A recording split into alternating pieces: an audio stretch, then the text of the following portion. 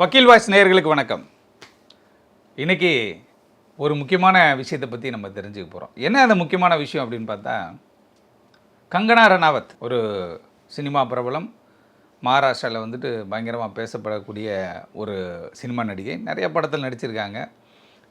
தமிழ் படமான இந்த வெப்சீரிஸ்ன்னு நினைக்கிறது தலைவி அப்படின்னு சொல்லிட்டு ஒரு படத்தில் வந்து மறைந்த முன்னாள் தமிழகத்தினுடைய முதல்வர் ஜெயலலிதாவாக நடிச்சிருந்தாங்க. அப்புறம் நிறைய படங்கள் அவங்க நடிச்சிருக்காங்க. ஹிந்தியில் வந்து பார்த்தோம் அப்படின்னு சொன்னால் வந்து லாக்அப்புன்னு சொல்லிட்டு ஒரு வெப் சீரிஸு, அதுலேயும் வந்து அது வந்து தொகுத்து வழங்குறாங்க ஒரு நிகழ்ச்சியை. சந்திரமுகி 2லேயும் நடிச்சிருக்காங்க. அப்புறம் தேஜாஸ் அப்படின்னு சொல்லிட்டு ஒரு படத்தில் நடிச்சிருக்காங்க.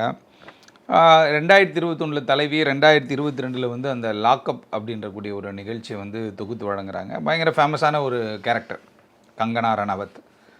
கங்கனா ரனாவத்துக்கு வந்து பார்த்திங்கன்னா 2020 இந்தியாவினுடைய 4வது உயரிய விருதாக சிவிலியன் அவார்டு அப்படின்னு சொல்லக்கூடிய பத்மஸ்ரீ விருது கொடுக்கப்படுது. 2020 பாஜக ஆட்சிக்கு வந்த பிறகு 2020 கொடுத்துருக்காங்க. எவ்வளோ நடிகைகள்லாம் இருக்காங்க. இருந்தாலும் கங்கனா ரனாவத் வந்துட்டு பாஜகவினுடைய தீவிர ஆதரவாளர் அப்படின்ற ஒரு காரணத்தினால அவருக்கு என்ன பண்ணால், அவங்க சிறந்த ஆக்டருங்க, நீங்களாம் சும்மா வெறுப்பேற்றுறீங்க, அவங்கள மாதிரிலாம் யாராலும் நடிக்க முடியாது, பெஸ்ட்டு ஆக்டர் அப்படின்னு சொல்லிட்டு அவங்களுக்கு அந்த விருதை கொடுக்குறாங்க. இந்தியாவில் வந்துட்டு இது வந்து 4வது உயரிய விருது. ஃபஸ்ட்டு வந்து பார்த்திங்கன்னா பாரத ரத்னா, 2வது வந்து பத்ம விபூஷன், 3வது வந்து பத்மபூஷன், 4வது பத்மஸ்ரீ. அந்த பத்மஸ்ரீ விருதை கங்கனா ரனாவத்துக்கு 2020 கொடுத்துட்டாங்க.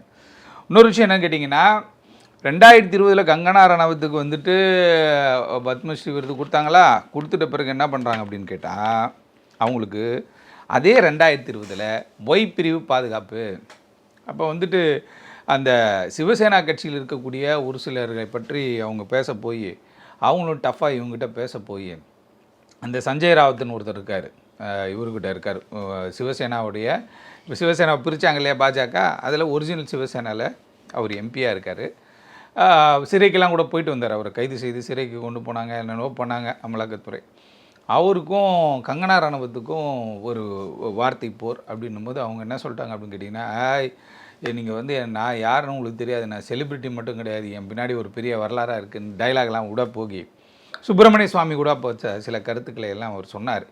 அப்படி இருக்கின்ற பொழுது அவங்களுக்கு வந்து என்ன பண்ணிட்டாங்கன்னா, ஒய் பிரிவு பாதுகாப்பு டைட்டாக கொடுங்கடா ஒய் பிரிவு அப்படின்னு சொல்லிட்டு மேடம் நடந்து போகும்போது எதிரில் 2 பேர், பின்னாடி 2 பேர், சைடில் 2 பேர் எல்லாம் வந்து AK-47 களத்தில் இறங்கிட்டாங்க.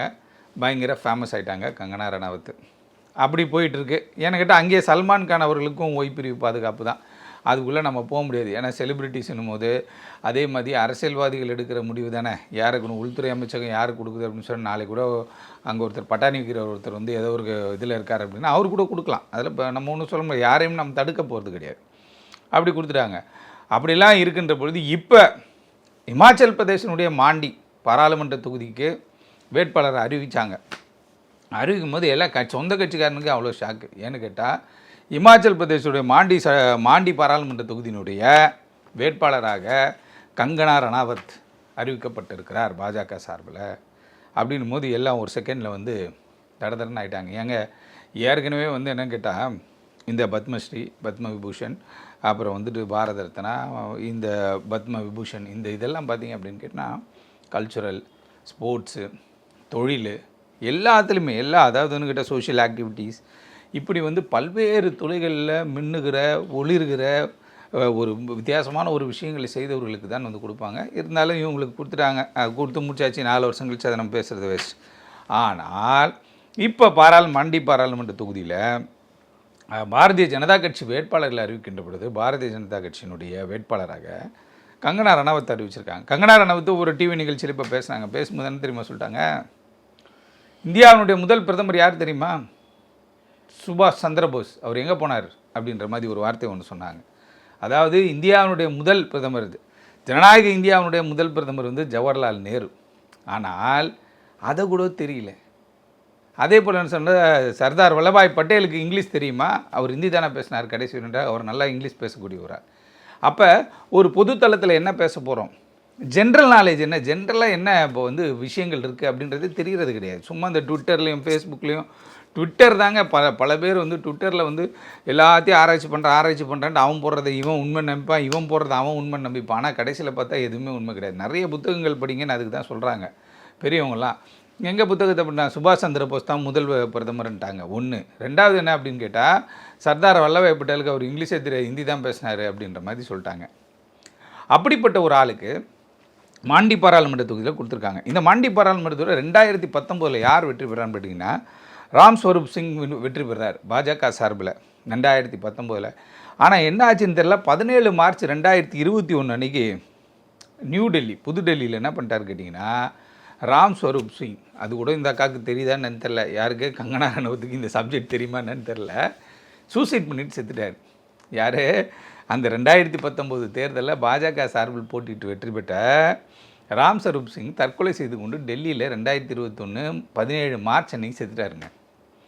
அதற்கு பிறகு ஒரு இடைத்தேர்தல் நடக்குது. இடைத்தேர்தல் நடக்கின்ற பொழுது பிரதிபா சிங், வீரபத்ர சிங் இருந்தார் இல்லையா, முன்னாள் முதல்வர், அவருடைய மனைவி பிரதிபா சிங், அவங்க வந்து என்ன பண்ணுறாங்கன்னு கேட்டிங்கன்னா, இடைத்தேர்தலில் வந்து அவங்க வெற்றி பெறுறாங்க காங்கிரஸில். இப்போ சிட்டிங் எம்பியாக வந்து வீரபத்ர சிங்குடைய மனைவி பிரதிபா சிங் இருக்காங்க.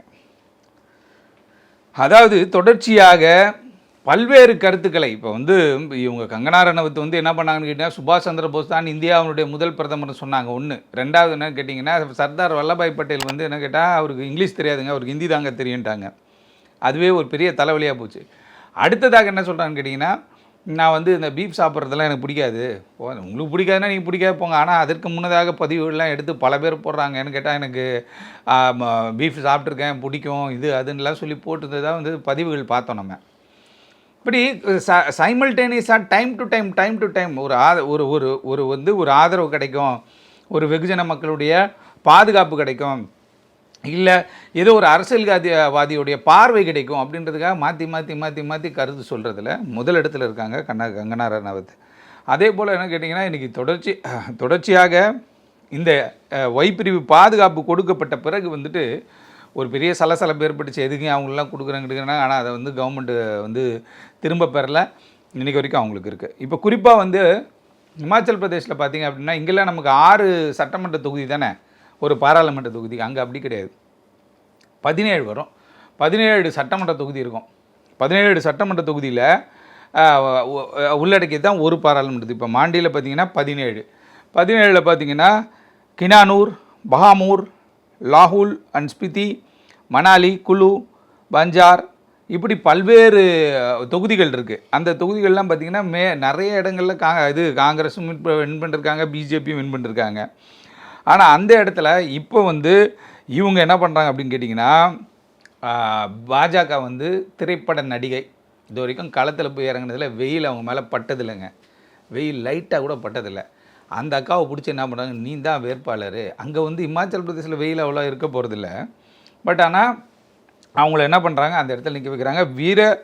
விக்ரமாதித்யா சிங், அவர் யாருன்னு கேட்டிங்கன்னா, நம்ம வீரபத்ர சிங் இருந்தால் இல்லையா, முன்னாள் முதல்வர், இமாச்சல் பிரதேஷ் முன்னாள் முதல்வனுடைய மகன். அவர் வந்து என்ன கேட்டிங்கன்னா, அங்கே வந்து மினிஸ்டராக இருக்கார். இப்போ அவருக்கு வந்து வாய்ப்பு கொடுக்கப்பட்டு அவர் தான் காங்கிரஸ் கட்சி சார்பில் போட்டிக்கிறார். இப்போ எதற்காக இந்த மாண்டி தொகுதியை பற்றி நம்ம பேசுகிறோம் அப்படின்னு கேட்டால், எத்தனையோ அரசியல்வாதிகள் ராம் ஸ்வரூப் சிங்கோடைய குடும்பத்தில் கூட யாரோ ஒருத்தருக்கு சீட்டு கொடுத்துருக்கலாம். பாவம், ஒரு நல்ல மனுஷன் இறந்து போயிட்டார். கடந்த தேர்தலில் 6 லட்சம் ஓட்டுக்கிட்ட வாங்கியிருக்காப்புல. அப்படி இருக்கும்பொழுது அதெல்லாம் ஒதுக்கி தள்ளிட்டு கங்கனா ரனவத் அப்படின்றவங்க ஒரு மிக சிறந்த அரசியல்வாதி. இந்த நாட்டு மக்களுக்காகவும், நாட்டுக்காகவும், விவசாயிகளுக்காகவும், பொருளாதாரத்திற்காகவும், மருத்துவத்தில் இந்த நாடு முன்னேற்றம் அடைவதற்காகவும் எத்தனையோ தியாகங்களை செய்தது போல் பாரதிய ஜனதா கட்சி என்ன பண்ணுறாங்க, ஒரு சினிமா நடிகைக்கு ஒரு வாய்ப்பு கொடுத்துருக்காங்க. அந்த தொகுதியில் மிக டஃப்பாக இருக்குது. ஏன்னு கேட்டால், கடந்த சட்டமன்ற தேர்தலில் இமாச்சல் பிரதேசை பொறுத்தவரையிலும் காங்கிரஸ் வெற்றி பெற்றாங்க. இப்போ கூட காங்கிரஸ் எம்எல்ஏக்களை விலைக்கு வாங்குவதற்காக வேலை நடக்குது அப்படின்னு சொல்லி ஒரு பஞ்சாயத்து போச்சு. அப்புறம் அந்த பஞ்சாயத்தை க்ளோஸ் பண்ணி காம்ப்ரமைஸ் பண்ணிட்டாங்க.